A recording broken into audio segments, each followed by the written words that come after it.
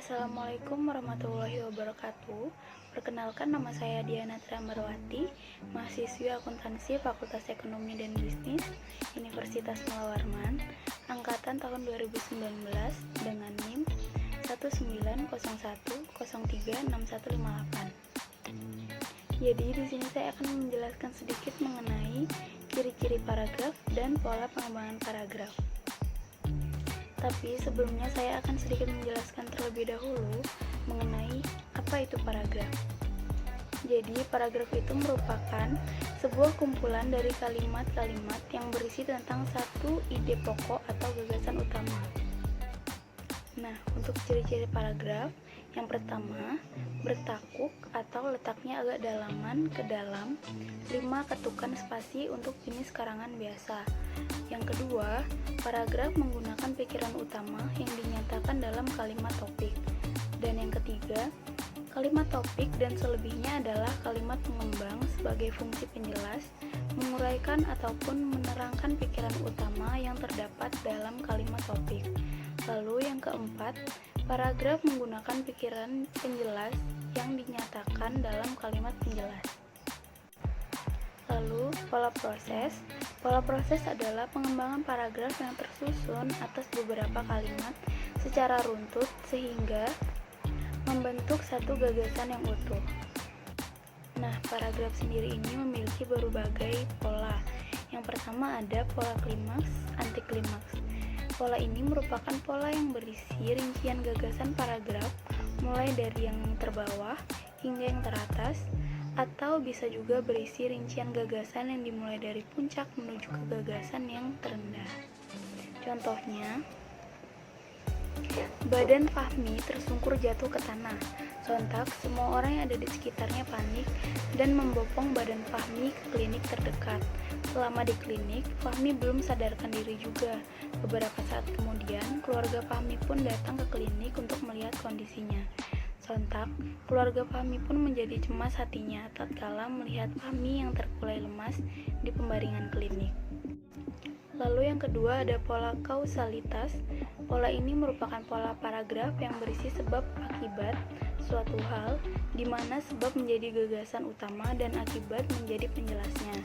Contohnya itu seperti pendidikan moral sudah semestinya diterapkan lagi dalam kegiatan proses belajar dewasa ini, sebab anak-anak zaman sekarang sudah semakin jauh dari nilai moralitas.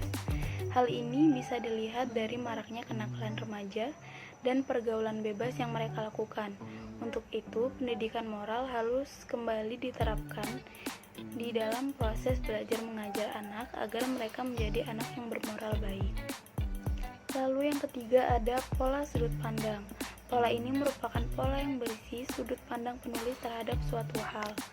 Contohnya itu seperti, ini adalah tahun keduaku sekolah di SMA Negeri 7. Aku mengambil jurusan IPS dan kini aku berada di kelas 11 IPS 6. Di sini aku berkenalan dengan sejumlah teman baru yang belum pernah ketemui sebelumnya. Salah satu di antara teman baru tersebut adalah Anwar. Dia adalah satu murid kelas kami yang menyenangkan karena dia murid yang ramah serta sering membantu teman-teman lainnya. Lalu yang keempat ada pola definisi luas.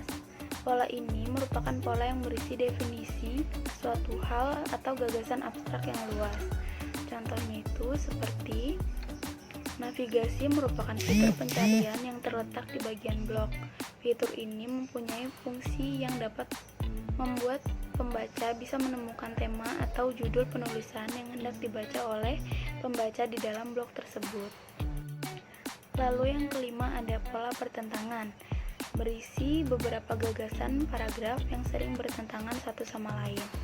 Contohnya itu seperti, semangat belajar Alina menurun menjelang ujian kenaikan kelas. Hal ini bisa dilihat dari seringnya dia terlambat masuk ke kelas, serta dalam mengumpulkan tugas. Selain itu, Alina sering sekali terlihat tidak fokus belajar di dalam kelas. Kondisi yang dialami Alina tersebut berbeda dengan apa yang dialami Alicia saat ini. Semangat belajarnya justru semakin tinggi, dan dia pun semakin rajin dan fokus dalam belajar. Lalu untuk yang keenam ada pola perbandingan. Pola ini berisi beberapa gagasan yang diperbandingkan satu sama lain.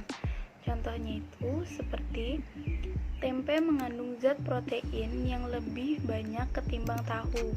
Hal itu disebabkan proses pembuatan tempe lebih sedikit dibanding dengan proses pembuatan tahu. Adapun zat protein yang dimiliki tempe adalah sebesar 15,4 gram. 5,4 gram lebih besar dibanding dengan protein pada tahu. Lalu yang ketujuh ada pola generalisasi. Pola ini merupakan pola yang berisi simpulan umum dari beberapa gagasan khusus, atau bisa juga berisi pengembangan dari gagasan yang bersifat umum. Nah, contohnya itu seperti pendidikan moral harus diajarkan sejak kecil di lingkungan keluarga. Adapun cara yang bisa dilakukan orang tua untuk mengajarkan nilai-nilai moral ke anak adalah dengan memberikan kisah-kisah tentang orang yang mempunyai moral yang baik. Selain itu, orang tua juga mesti mencontohkan nilai-nilai moral dalam kehidupan sehari-hari. Lalu yang ke-8 ada pola klasifikasi. Pola ini merupakan pola yang mengelompokkan suatu topik tertentu ke dalam kelompok tertentu lainnya. Pola ini biasanya mengandung kata antara lain, dibagi, dan sejenisnya. Contohnya itu seperti alat musik yang biasanya dimainkan dalam sebuah grup musik atau band dibagi atas beberapa macam, yaitu gitar, bass, drum, piano, atau keyboard. Sementara itu, orang-orang yang memainkan alat-alat tersebut dikelompokkan menjadi gitaris, bassis, drummer, dan keyboardist. Lalu yang ke-9 ada pola analogi. Pola ini merupakan pola yang berisi perumpamaan suatu hal dengan hal lainnya. Contohnya itu seperti seekor kuda akan merasa keletihan jika terus-menerus dipacu. Begitu pula manusia. Saat manusia dipaksa untuk terus bekerja, maka manusia pun akan mengalami keletihan yang teramat sangat.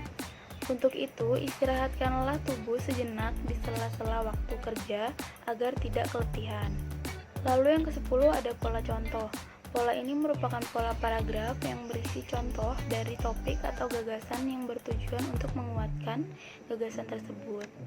Contohnya itu seperti selain digoreng, tempe ternyata bisa diolah menjadi varian olahan lain yang tidak kalah enak.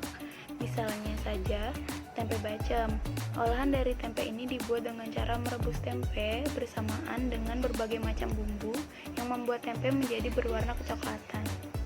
Nah, jadi itu tadi adalah beberapa contoh pola pengembangan paragraf dalam bahasa Indonesia. Semoga bermanfaat. Dan mohon maaf apabila ada kesalahan kata yang saya sengaja maupun saya tidak sengaja. Saya akhiri, wabillahi taufiq wal hidayah. Wassalamualaikum warahmatullahi wabarakatuh. Terima kasih.